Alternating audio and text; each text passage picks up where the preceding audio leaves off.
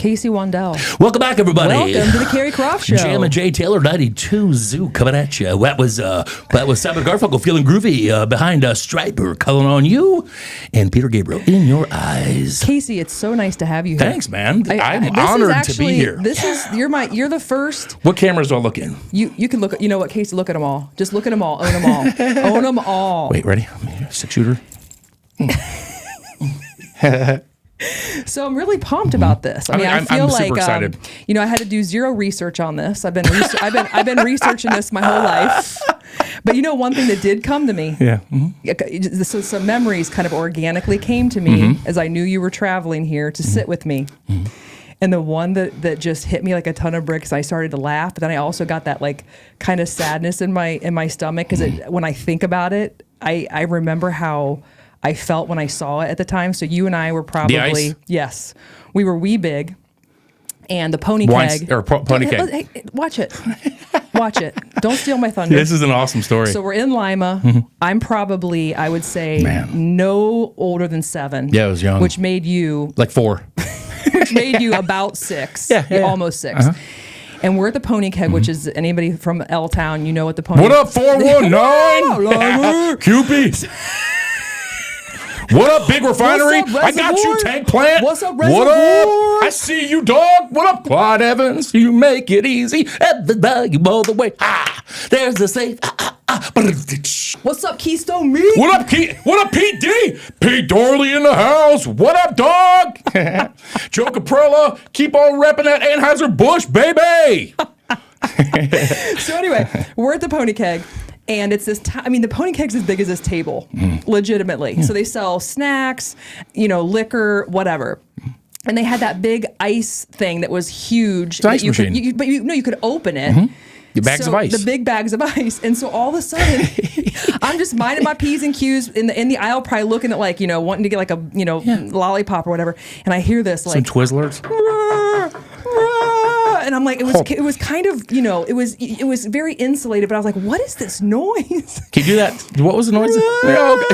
And so I turn around, and you know how in your mind things are so different? Like in reality, the distance to get to you is probably this long. Oh my God. But in my 7-year-old mind, you're like, there's this long alley, and there's my brother, and he had stuck himself inside the ice thing, and you couldn't get out, and you were like, the door your was face, shut. Yeah. and I'm like, dun, dun, dun, dun, dun. Chariots of Fire. And I ran over and I opened, and I will tell you, you know what? I was I'm your hero. Yeah, because from that moment, that's it. Is there a chance Mom put me in that thing? There actually might be. No, she would have put me in there, not you. No, I must have been, like anytime we're at the mall, like I was always playing inside the clothing racks and things. But what had happened was, okay, for all of you wondering, what had happened was I was 5 and I was in the ice machine, and it kind of like that ceiling, like it would go like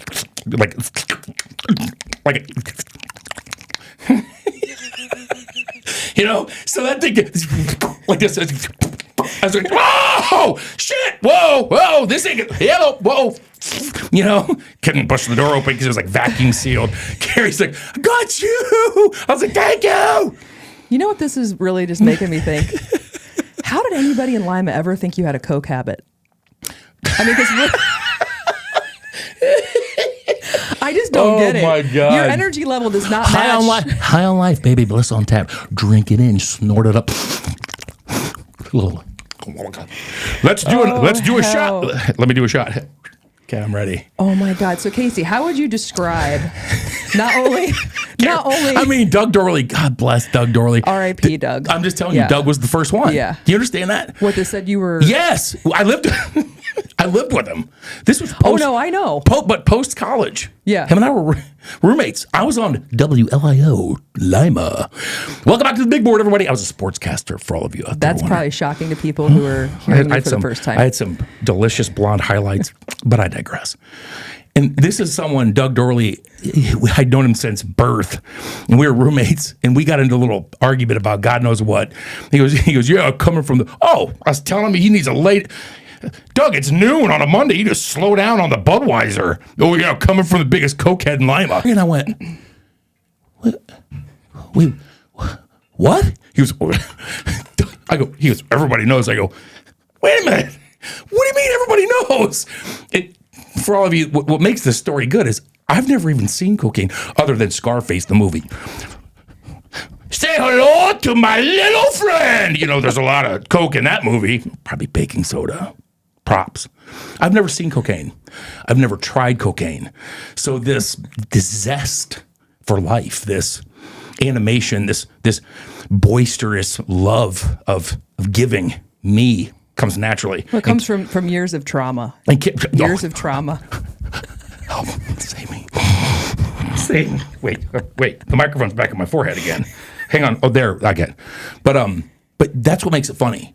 Yeah, I know. Absolutely. I mean, you know, although my doctor says if you did cocaine, it actually calm you down probably because your brain is the opposite, right? Yeah. So explain for people out there listening. Yeah. So we're 14 months apart. Yeah. And we are real different. We have some similarities though, I feel like, in our personalities. Sure. But I'd like to hear you describe in like a Reader's Digest version to give people who have like a short attention span, just kind of an idea of the two of us and how our personalities differ. The average human attention span is 2.8 seconds, so I probably already lost you. We, genetically, I would, Hold on. You're going to make me get a Charlie horse Hang on. note. Well, I don't know how we're different. Jeanette, wait, hang on. There it is. Guys, can you hear me better now? It's in my eye socket. Wait. There it is. I mean, Carrie, this is going to be like crickets. When you go to look at downloads and like listenership, That's be not like true. crickets. No, like, that's what not- happened? Tumbleweeds. And the thunder rolls. Boom, boom. And the thunder rolls. Yeah. Anyway, where were we? Genetics. Okay.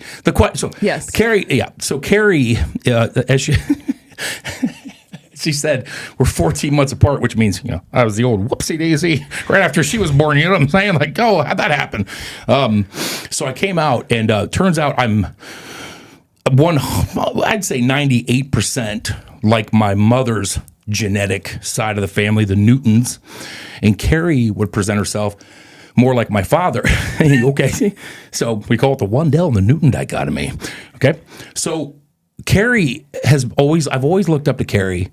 She's always been, as most of you who have had any experience with her whatsoever, Carrie is not only one of the most driven people, right? Like people use these words all the time, but I use them in specific, timely ways. Okay. So everybody in this room is super driven. No, they're not. Okay. She is super driven. She's always been, here's what's interesting is that she's always been more mature. She's always been a step ahead of where she was in life, age-wise. So, you know, when we were in 8th grade, 9th grade, 10th grade, like all the older people, I'm just saying, she was super cool. I always try to put my ear, like a cup up against her bedroom to hear like the music she was playing. I'm like, that song's so good. Go again. We'll talk All about that. the way from the start. Okay, but yeah. So she has these traits of organization and drive and focus. I mean, look at this. Look at this podcast. Look at the room we're in. I mean, so many people I know talk about. Okay, first of all, they talk about wanting to start something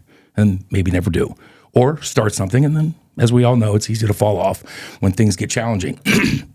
And here we are.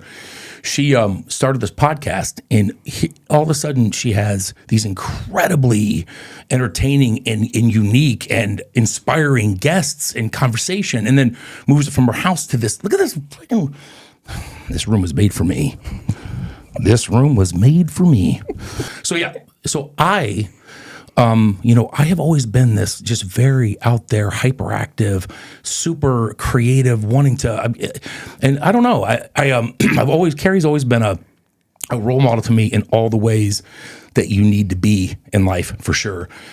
Getting back into the field of play, getting back onto the highway in between the boundaries. Oh, without a question, she's a Wandell through and through. And if you saw the different sides of our family, I told you the one time I asked Dad, I'm like, I feel like I need a DNA test. Yeah, but that forehead of yours, there's no denying that. No, he didn't like that very much because I was like, I feel like, but that's how at times our personalities are so different, which I'm sure we'll get into, and it, there's conflict, there's family conflict. And if my father sees my mother in me, he's a human being. Yep. So yeah, we'll get into that. But I mean, I adore my parents. I adore you, but you for sure. I mean, I'm telling you, it'd be neat to see your perspective of me as the little punk, little brother, little tattletale, whatever it is. But man, you've always just been larger than life. And I mean, the system of strength, SOS, just how you look. I've told you this before. You know, a lot of people, you know, you're what, 57, 58? Yeah, 57. That's our thing. I'm 36, 57. But most people aren't at the peak of their beauty.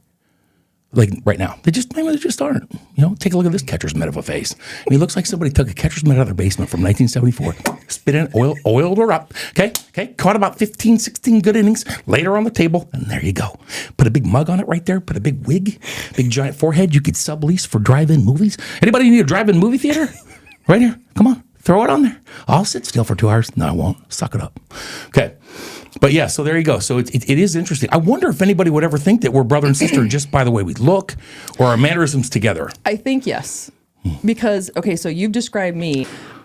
Yes, you are a lot like the Newtons. I'm a lot like the Wandells. So I've had to sort of round off my edges as I've gotten older.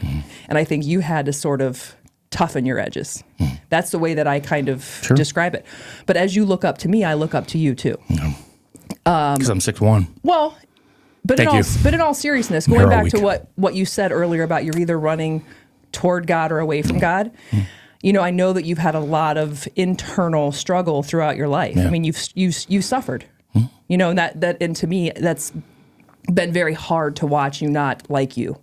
You know, because when I would look at you, I'm like, God, there's so much to love there. There's so much, you know, you can light up a room. You own it. Well, you just turn the light switch on. Well, no, you know what I'm saying. Like you're so creative and so talented. And you can just wrap the whole room around your energy.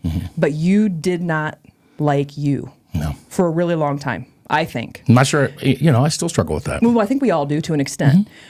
But for a while there, you were running away from God. So, geez, yeah. And I think your turn... I wrote God out of my wedding vows because I thought it was funny. Literally wrote God out of the wedding vows because I thought it would be funny. Like, this will be funny. Watch people in the crowd react to this because I'm super funny and everyone loves me. Bitter, cynical, to your point, angry, golly. I mean, so... And our relationship definitely struggled. Sure. I think your relationship with everyone, but the one that matters the most is the relationship with you that struggled, and that was the hardest. And at the time, that's where it starts. Yeah. But at the time, I didn't have the wisdom. I was more like, what the fuck's going on here? I know. But your turn and your running to God has been such a... I mean, to say that I'm proud, to say that I'm in awe, to say that I am just so thrilled and overjoyed. I'm not crying. I've told myself driving down here, I'm not crying today. You don't have to cry. I know. I'm joking. I don't have to. I'm just saying. Like I'm super. No, I know. I was tearing up. As your older sister, who you have always sort of looked up to, I just look up to, you know, your turn and into like. I know you still struggle, but like. Looking at yourself for who you are, not for who other people think you are, want you to be. It's like, who the fuck am I and who do I want to be walking through the world? Yeah. So maybe a good place for us to start, since, you know, we can go back, but it's like, I think we start with where things started to sort of unfold for you in the negative way. Sure. When you were married and you were drinking and you were gambling. Let's just start with who you were there in sort of a nutshell. So I was married, right? And I drank like a normal person, as they say. You know, I mean, you know, you drink like a normal person. Which, by the way, for those of you out there, I'm in my 8th year of sobriety, so January will be 8 years. But you know, I just drank. You know, who doesn't drink 15 Miller Lights and you know, and a shot of Jack on a Saturday with their buddies? I mean, who doesn't? You know, that's what you do. And yeah, the gambling comes from, you know, I got that honest as well when we were younger, and I spent a lot of time with someone who in my sphere of influence. I mean, somebody who I thought was, you know, in my life, I mean, pretty close to God at the time, and that was what I was around. So yeah, going into college and then into my adult life, just, you know, you're just gambling on sports and just what you did. And now looking back, you know, because I don't gamble, I don't drink, And now looking back, you just don't realize the bandwidth. You don't realize the time.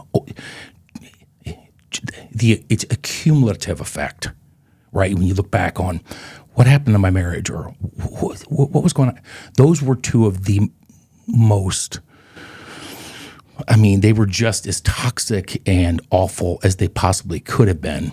And before I knew it, I was waking up in one of your rooms with a Post-it on my forehead saying, "Get out," Cheez-It crumbs and Fruity Pebbles on my cheeks. But yeah, I was married and divorced. I had no business being married. And there was nothing about me at the time that was worth anything to any humans, to be honest with you. I gave her a lot of credit for hanging in there as long as she did, frankly. Yeah. I don't know what happened, Care. I went to Ohio State, as you know. I've always felt like I was, pretty on top of things, pretty, social, like people like me. I like people. I turned into something different. I can remember literally thinking to myself, like we'd be invited to a party and I'd be like, I'm not going there. Those people. I'm literally too, I'm too good. I'm not going there. They'd be lucky to have me. Who says that? It makes me want to drive thinking about that, And, it all ended exactly the way you think it would end. My wife found love from somebody else. Mm-hmm. And at the time, I went and moved in with you and Brady, and God bless you both. Just looking back now, how hard how challenging that would have been for you guys. I was so hurt and lost and angry. My God, that I resented Mom. I resented Dad. My wife was this cheating whore, this disgusting, vile monster, and the person she was with was this awful homewrecker. And if anybody, hell, I couldn't say her name. If anybody said her name around me for a year, I would just start throwing a freaking fit. And thank God, I started going to therapy, and I met the guy Mark at O'Charlie's, bellied up every day. And Mark was the one that sat next to me and said, "Looks like you might need a friend." And I was like, "Hey, pal, I don't go that way." He was like, "Oh, no." And he pulled his tattoo out like he was a sniper in the Marine. Like he was like, I'm actually here to talk to you about your faith. I've been watching you here. I've been sitting right across the bar from you," because he lost a bunch of weight. He was eating tilapia every night. He goes, "I've been watching you for weeks. You've never looked up once." And that's how my walk with spirituality started. And I got rebaptized and, Bible study. And I have a really interesting, I'm a very spiritual person now. I'm I'm connected. I've got scripture tattooed all over my body. And that's when the therapy started as well. And the therapist that I'm still with today, connected with, and he said, if you want to come in here and call your wife a whore, you can, and I'll take your money. Okay? It's expensive. But I've been listening to it now for about, 5-6 weeks. If that's what you want to do, I'll do it, but I don't feel really good taking your money. Is she a whore? I go, "What do you mean?" "What do you mean?" He goes, "Was she a sex worker? Did she have sex for money when you married her?" I was like, "No." He goes, "Okay then. When you walked down the aisle, is that what you thought about her?" I was like, "No." He goes, "Well, maybe we should start looking." As simple and trite as this sounds. Mm-hmm. You're the one I caught this from. One time you said, self-awareness is a lost art. I heard you say that, and it really resonated because you hear people say things, I'm aware, self-awareness. I would challenge people to really try. Because when you get in there, boy, like it feels like this light on your face. You're like, you're going to get uncomfortable. I vomited a couple times in sessions. You're going to get very uncomfortable because there's blemishes. There's nerves you're going to hit. But man, she wasn't a whore. No. No, not even close. And the things that I did, and how I reacted, my God, that's, as me and my friends call it, the asshole tax I have to pay. Yeah. My relationship with her, my stepdaughter at the time, the things that I did, you and I both have a mutual friend going through something similar right now. And I just tell him, I'm like, "Listen to me, please. The person 10 years down the line, I wish it'd be so nice to have a relationship. Like, hey, but I ruined that. Mm-hmm. all I can do now is walk this current path. And when I rose from the ashes, I had a choice. And this is what's interesting, because we see humans who have never moved past that. 30 years down the line, they're still, you can see it. And by the grace of God, I don't know why, because I'd alienated everybody. Me. There was no close. Everyone owed me. I was so angry. And one day I can either continue to live the way I was, or I can start living for other people. I can start living where everything I do is about selflessness and kindness and empathy and grace and understanding and giving and joy. And Carrie, I feel like I've really talked to her for a long time, but I'm telling you, I wouldn't, and you saw me in those days, man. I can remember you sitting there looking at me at the kitchen table at your house like it's like, Casey, I can see you like trying to break through this, but I can remember thinking, I'm telling you, I just couldn't even, in my own skin, and that's when the drinking really got heavy. I mean, super heavy. Driving around with the whiskey under my driver's seat, taking the Ambience at night. I called it magic time. Like there was 30 minutes where I could just not know anything was going on. And that's where I start really leaning in on the hard liquor. And never in a million years, Carrie, would I ever think that I'd be in this place. I have nothing but forgiveness and joy for her and him. Not 1 ounce of resentment. I mean, and that's something that's a running river at all times. That's something I just am. And if I ever saw him, I mean, God bless you all. And that's the truth. A lot of people are like, no, fuck them motherfuckers. But no. I love that. Yeah.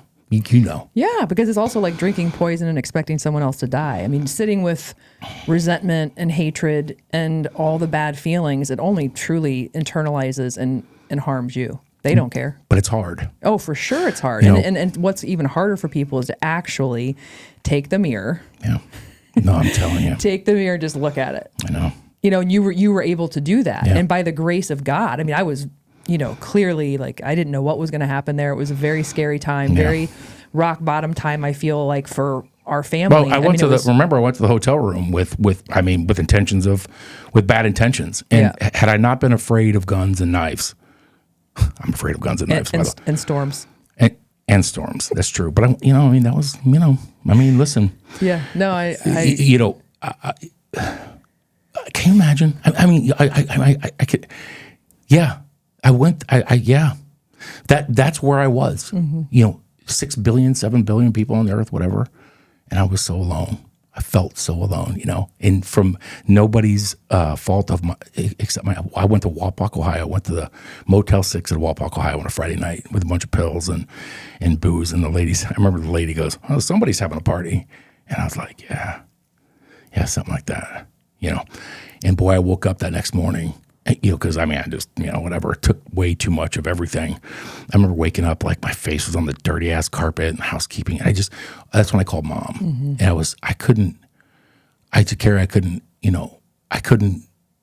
wanted to rip my skin off. I was so uncomfortable. I wanted to I couldn't. And that's when I got checked into St. Rita's. And that was Talking to the Moonlight. Yeah. That was the Talking to the Moonlight when I was in that room.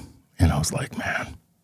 And the moon at the time, like to describe this as fear would be an understatement. To describe it as anxiety, I'm in one of those rooms, by myself, like on the floor, like a psychiatric facility where you check in and you can't leave. You're wearing the pajamas, and man, I'm telling you, it was just like this light right here.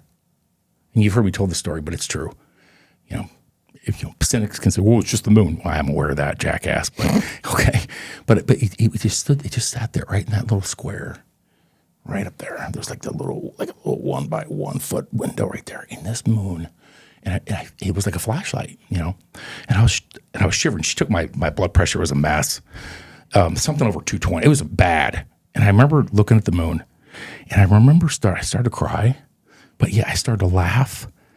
And I started to feel like this peace. And I started talking to them out loud. I was in a crazy room, so I might as well, you know what I'm saying? And I said, I deserve this, don't I? Yeah, that's what I said out loud. I deserve it. Wow. You know, and it's okay. And that was the moment that I knew that I had to get out of that facility, and I wanted to live. But it wasn't the end of my drinking. But that was the moment I knew it was like, okay, I am at least worthy of living my life. And there was something that came over my heart, my soul, that was, we need to start walking. Okay, this is going to be a rough walk, but you're getting out of there, and we're going to start walking. And that was the beginning, talking to the moonlight. That was wild, man. Well, then, you know, so you end up getting connected with Title Boxing. And as a customer. As a customer. Next thing you know, you are like their number one franchisee in the country. Yeah. In the world. In the world. Who's counting? I mean, so like, so you know, here you are with. Wait, hang on. I had a moment. What were you saying? Wait, that's my nose. I'm sorry. The microphone was on my nose. I don't know if you guys can see that. So you go from talking to the moon in the psych ward. Yeah. Fast forward. I got evicted. Well, rightfully so. Right. So well, okay.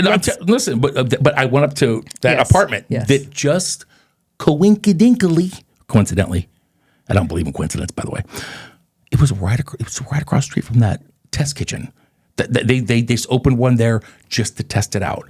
And I used to drive by that thing going, the place sucks. What, Title? Yeah. Like, who's going to go boxing? Like, I remember a couple times I was like, boo, boo. Like, I'm booing outside of my window like an idiot. Like, that place sucks. Well, hold on. So just real quick. Yeah. I did evict you from our house. So Nettie and I. Oh, yeah. I was like, we got to call, get him an apartment. Yep. You were asleep because you had just, I mean, like, I wouldn't sleep. I was passed out. You know what I'm saying? What I say on the Post-it note, you woke up. Get out. Get 2 words. Very classic Carrie Croft, everybody. Direct and to the point. Get out. And I was like, this can't be for me. Must be for somebody else living here. I had Cheez-Its on my face because I'm like pass out like this. Okay, so you get your shit together. You're You're the number one franchisee. Went in and took my first boxing workout, and again there was something about it, and then I started going twice a day, losing weight, getting healthy, and I'm telling you, man, could not live without that process. True. But I mean, how incredible is that? Well, you know, you say this about me, like, look at this room and I'm so driven and all this. I mean, you go from being in the psych ward in this low of the lows. I had pooped my pants too. Right. You pooped your pants. I had poop. Which I was glad you didn't mention, but of course you have to go there with the poop. People, they need that visual. I think so. People, hey, open book here. That you then were able to... you know, run that business and make it the success that it has been. Not really sure. Again, unless there's some greater love and purpose. Now, we all make choices, don't get me wrong, but it seems, it's interesting because I remember my bank account was negative $63 or something. And my dear, awesome brother of a friend, but he's like my brother, Andy Wolfing. And at the time I was living in his house. And, you know, Andy got, oh man, is he an awesome dude. But I just told him, I'm like, you know, I want to open one of these. Like, I mean, I wasn't even thinking about money. I just, what it was doing for me. And Andy Wolfing, and he's like, oh, so we have to figure something out, you know. And we drove, I didn't have any money, and borrowed his Honda Civic, drove to Kansas City, you know, and met his name was Tom Lyons. And I went there, Carrie. I remember he's like the Jerry Jones of Kansas City. I went there without a pot to piss in or a window to throw it out of. And I wore my Title t-shirt. And I sat in his office was awesome, like a house, and I was just like, I got to do this. And he goes, this makes me happier than a 3-peckered billy goat. And I go, I don't know what that means. Yeah, to this day, I don't. He goes, I'm gonna let you do this. I go, okay. Now the second part, it cost $35,000 to just to have your territory. And again, negative $60 at the time. And I said to him, I go, the second part is, can I borrow some money? And he goes, oh, son, you've done the hard part. Finding money's the easy part. I'll get out of here and go do it. I go find a way.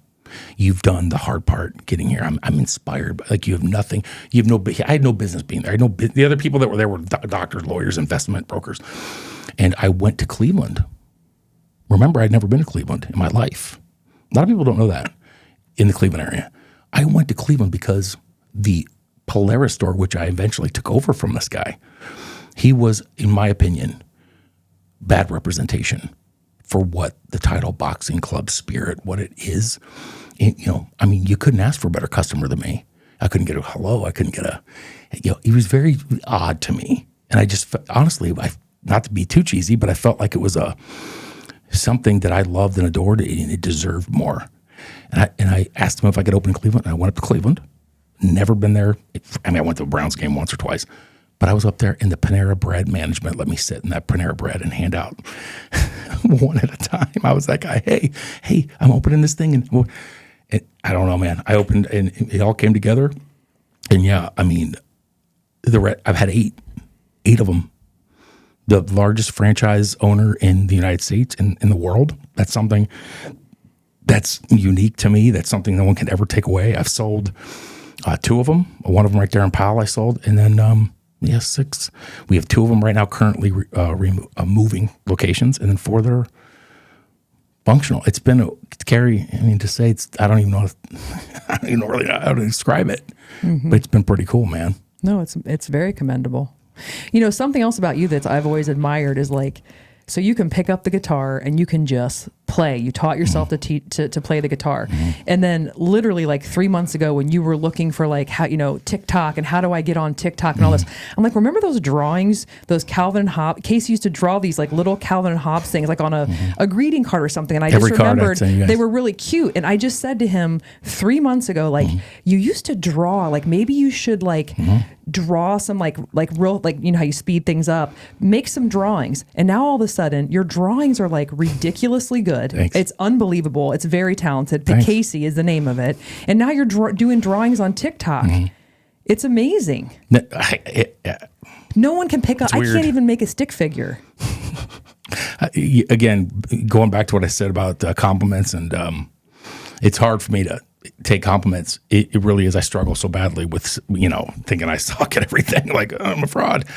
And I don't know. Just last night I finished a picture for Brooke, awesome friend, and she used to be the chief marketing officer for the franchise of Title Boxing. But I digress. But I did her bulldog that has people, and I've never drawn dogs before, and it's interesting.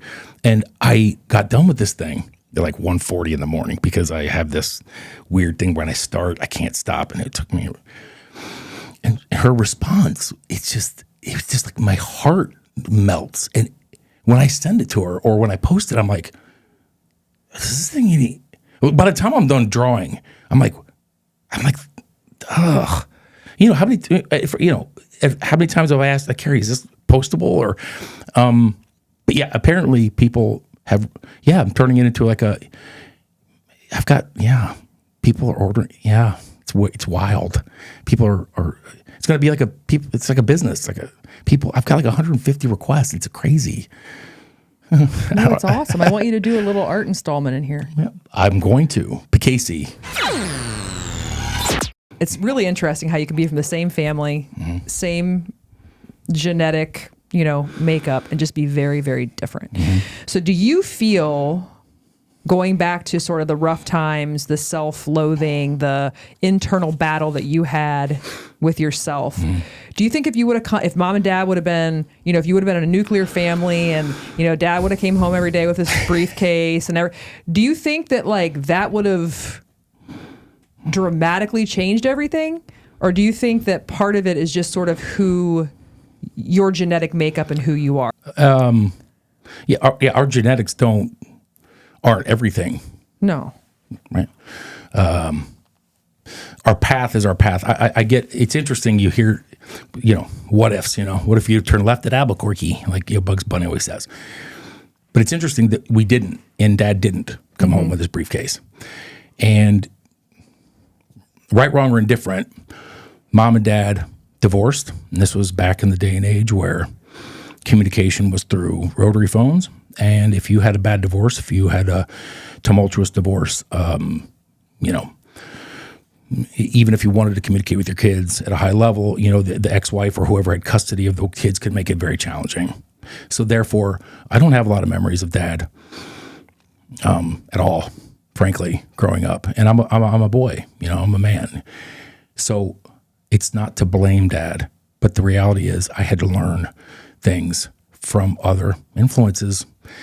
And, I didn't have a North Star. I didn't have, somebody like the Scott Van Allman is to me now. Scott Van Allman and Grandpa. I talk about Grandpa all the time. That short time I lived with him, which is our dad's dad. I think about him all the time, and I lived with him for 6 months. And at the time, the lessons, the things he was saying to me, and he knew, he's like, these aren't going to be fruitful for a while, if ever, but I'll be watching, And now I think about those things. But Scott Van Allman was the first one. He took me under his wing, like a mentor, like a friend, like a brother. And I'm just, those types of things, these tools, these gifts that are given to you in your path, it's up to you as to what you do with them. Who are you listening to? Your mind is a precious, powerful, it's so precious and miraculous, but it's beyond powerful. It's beyond anything we can understand. Be careful with what you let in there. Who are you listening to and why? How is it influencing you? And don't tell me that it's not, because it is. I mean, if Carrie, Carrie sees me differently than I see Carrie, of course. I mean, our perceptions are different. I'm the younger brother. I may not be her mentor, but she has one. She has someone who she can go to and say, I need to tell you something. And they will hear you and help you to the best of their ability. And then you, in turn, accept that as truth, as what you believe to be the right thing. Scott Van Allman is that for me. And of course my story would have been different had I had a dad. I mean, throwing a football and going fishing and learning how to, I didn't know what a damn socket wrench was till I was 35 years old. I still don't know. But of course it would have been different, but our family, I guess, it is what it was. It's our story. It's our picture. And you were there. I had you. Even in the times where going into your room was off limits, but I always had you. It didn't matter if we were Carrie and I weren't very close. We're siblings. We're brother and sister. I'm the little brother. We weren't thick as thieves when in high school and grade school, but I had you. Like, you were stability. You were stability to me. Now looking back, when I was 12, would I say, yeah, she's stability? No, whatever. But you were. I wasn't an only child. Okay, you were right there with me. Yeah. Always. I always knew, like, it was weird. Like, your room was always, we always had rooms close to each other, and we weren't talking like best friends all the time. But man, looking back, that was stability I needed, because we didn't, I didn't have it anywhere else. And my mind developed later. I was like a butterfly just fluttering around. But then also having a mom, I think, who struggled herself with, I would say, mental illness of some sort, whether it's depression, anxiety. I don't know if we've still got our finger on exactly what that was, but is. I do think having one parent present and strong and, into it. But then in mom's defense, and I've talked about this on the podcast before, when you get remarried and you have other children with your new partner, you have other children with your new partner. And parents out there who just have their kids and no kids from another marriage or relationship, it's hard enough. How the hell was mom to even know what was going on when she's got 2 young children, right? So, like, that's a whole different dynamic when I look back on it, because I'm like, where was she? Well, she was... that's truly what I think. I feel like, where was she? I know. So she was probably caring for DJ and Alex. And then you're in your room trying to knock on my door. All I wanted for myself was, those love songs I had with Pete Williams when he was my boyfriend at the time. Remember that song? To win back your love again, I will be there. You're like, what is this song? Scorpions. I want to hear it. I'm like, you can't have this song. It's mine. My therapist and you talk about the joy. It's like the Catcher in the Rye with me.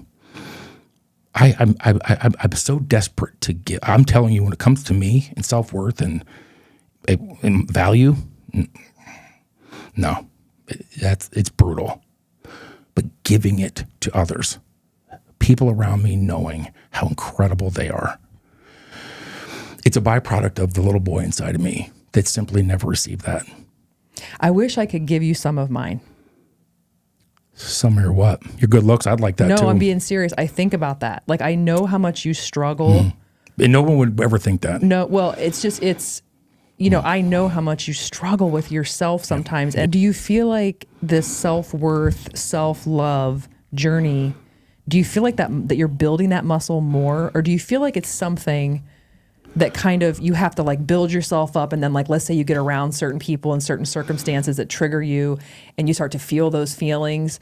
Like, do you feel like it's getting better, or is it just something that's going to be the way it is and you have to manage it? I think it's something that's going to be the way it is. It's not like a skill like carpentry or something that you can get better at, because I guess at the heart of that would be a self, kind of like I'd have to, everything about it, hey, figure out how to think you're great. I mean, for lack of a better term, I think it's my humility now. I used to think I was great. I used to really think I was the shit. The bee's knees, as they say. Isn't it okay to think you're great, though? Not the way I did. Right, in an arrogant not the way I did. Yes. You weren't self-aware. It is okay to think you're great. Yes. Words, different words mean different things. The way I really thought I was, Carrie. I really had Carrie. We talk about self-awareness. And folks, try to get to like a 3 out of 10. Right. And let me retract. Maybe it's not thinking you're great. I know what you're saying. But maybe it's just being okay with yourself and not having to be self-deprecating and make excuses and look to other people for approval. Because the way that I am, which I know is so opposite, I have this approach where I'm like, okay, when people, it's amazing. When people are afraid of like what others think and what others feel, of course I feel that way. Of course you want to be accepted and liked. The difference is, though, I think to myself, well, who the fuck are they? And what's their resume? What are they doing? Let's take inventory of they to see if they even have any qualifications for me to give a fuck. Like, that's truly the way I feel. And I mean, so I just, I think it's okay to... You have always been that way. It's a gift you have. For those of you like me, there's days, and there have been days recently, that I really, really struggle getting out of bed. I struggle. It's not, when I was in pharmaceuticals, the depression, doctors say you have the skill, not the will. It's not lazy.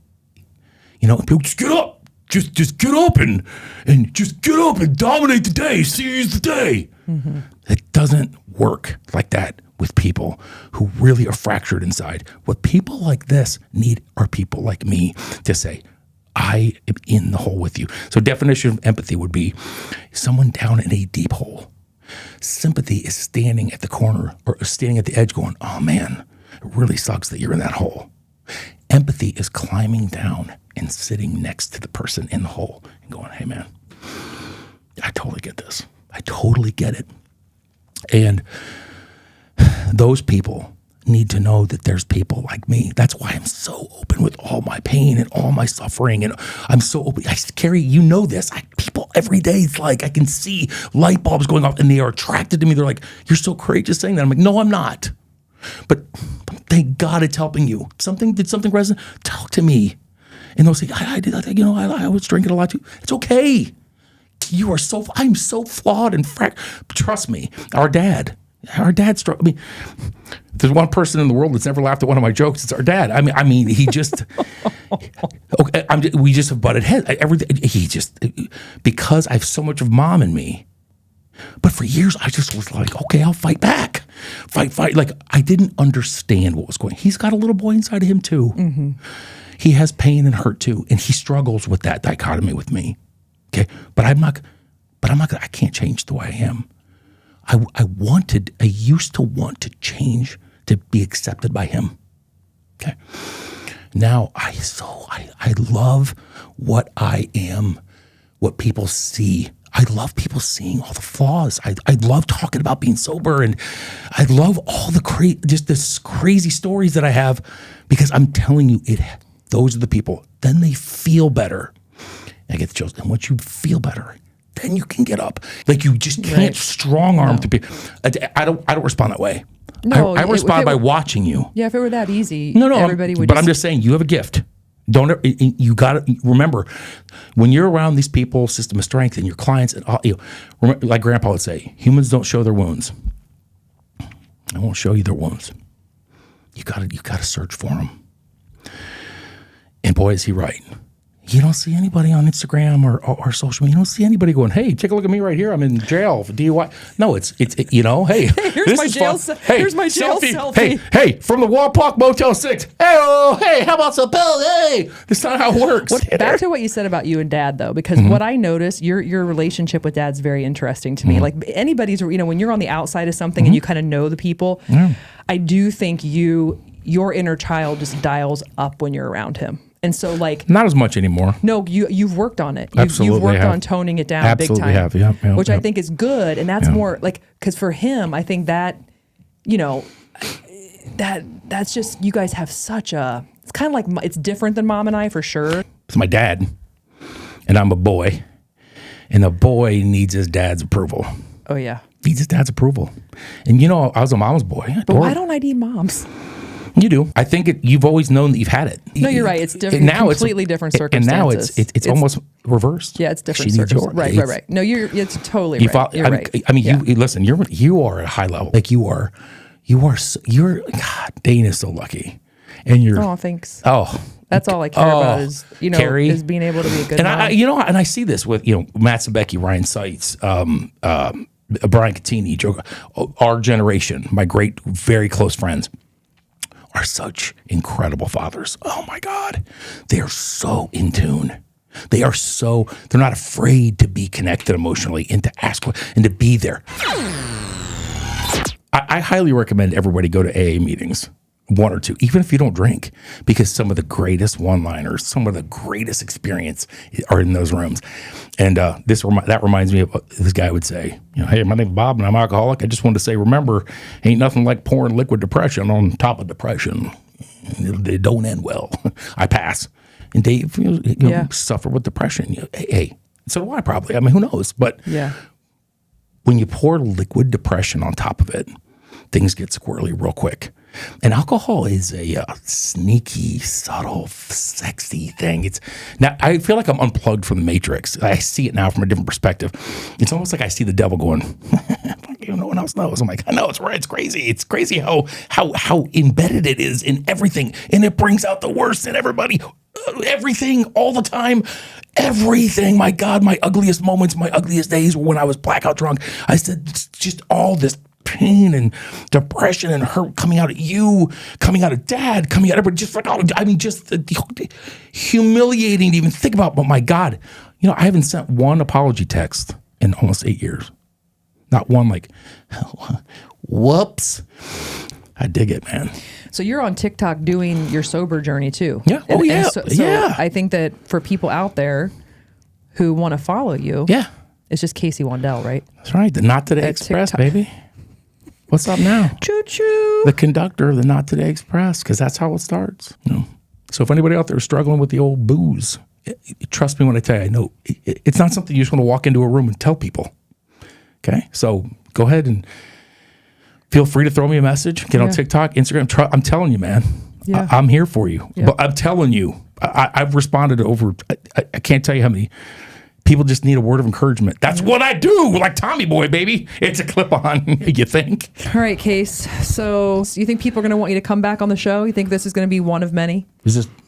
That's perfect. Is it positioned properly? I think that's perfect. I mean, I would ask people out there who just feel like they just got a taste of Casey. Send me a DM. Like, let me know what else you want to hear from this guy, because I have a feeling he might be a cameo. He might just be a cameo. Are we done? Okay. Yeah. Fun. This has been a lot. I've actually I've had a blast here. Good. I'd love they got a taste. They got a taste. A little nibble. They got a little nibble. Now they're going to be. If they want more, they know where to find it. Okay. Let Carrie Croft know. Get that Casey Wandell back in here. We need Casey Wandell. Casey. All right, Case, I love you. Right on. Love you too very much. And congratulations on all this, man. Thank you. It's an honor and a joy to be here. So, and with that, please continue to follow your girl on YouTube, Spotify, and Apple. And until next time, keep moving. Yeah. Tommy Likey. Tommy want wingy. So I want you to play a little something. Yeah. So what do you think we should start with? I'll play that Willie song. Willie Nelson I was telling you about. Well, all right. It's just like my drawings. I call myself One Take Johnny. Here we go.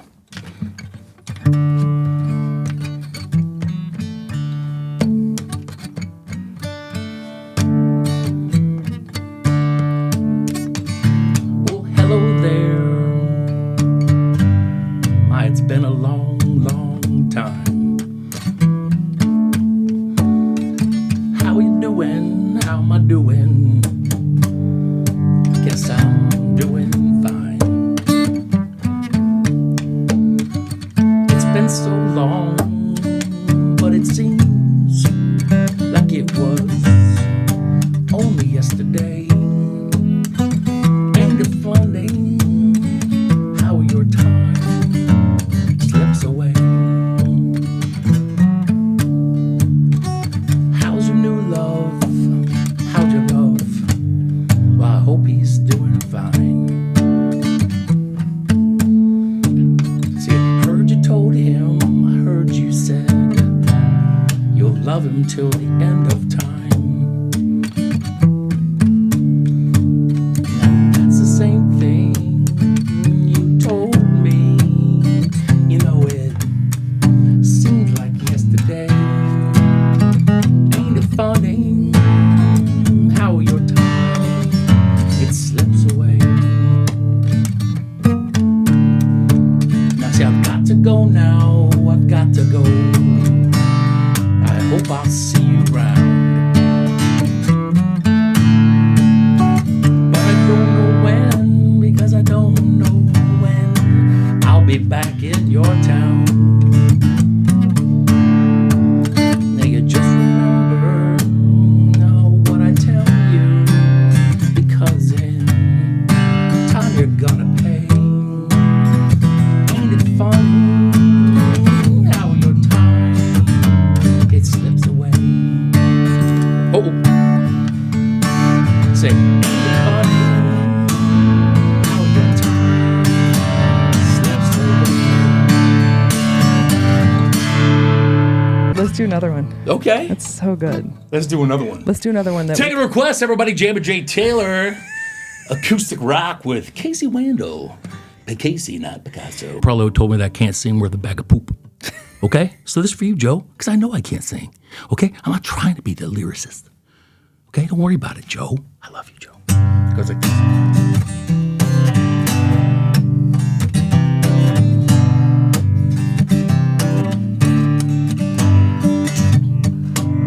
A woman named after my mother. That child was another, free ran away. If dream were lightning, no thunder desire, though this house would have burnt down a long time ago. Yeah, make me an angel, flash from Montgomery, make me a poster of an old rodeo.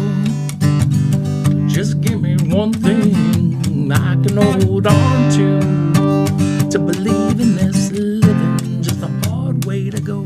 Yeah, when I was a young girl, I had me a cowboy. He wasn't much to look at, just a free-framed man. But that was a long time matter how I try. Life keeps on rolling like a broken down dam. Yeah, make me an angel. Flies from Montgomery, make a poster of an old rodeo. Now just give me one thing I can hold on to believe in this living, you know, a hard way to go. Hey,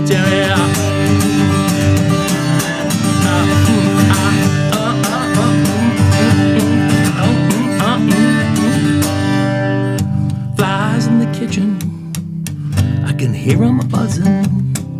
Lord, you know I ain't done much since I woke up today. How the hell can a person go to work in the morning, yo, they come home in the evening, they got nothing to say? Yeah, make me an angel.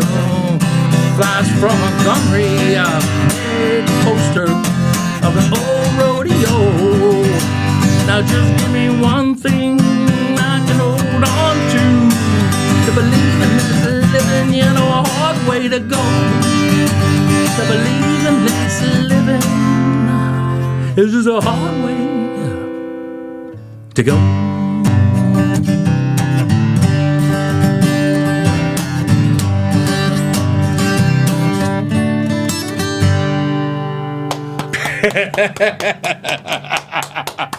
That's fun, man. We'll end it with this. This is a fun ender. It's like a show ender. I went and saw Dave and Tim play. Me, Jacob Sarkitis, John Reef, and Doug Dorley. We went and we drove in John Reef's little hatchback in '98. We went and saw Dave Matthews and Tim Reynolds play in Akron, and we ate pot brownies on the way. And we only had enough weed for the brownies, so we all felt really stupid, and we were eating them like it wasn't working, like they weren't getting as high. And we couldn't leave our seats after a 3-hour concert. We were so high we didn't know what to do. And this was the closing song.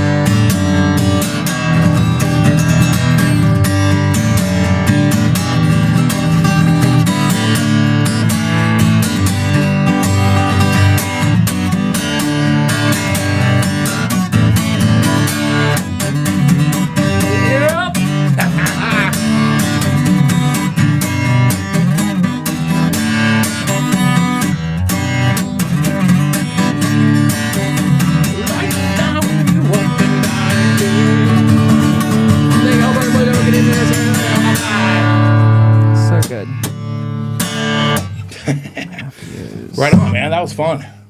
So good. I love it.